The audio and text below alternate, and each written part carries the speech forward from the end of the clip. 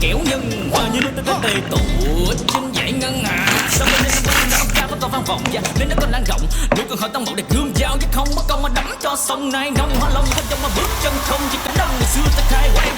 Nơi đây nam giang lưu thông ngu.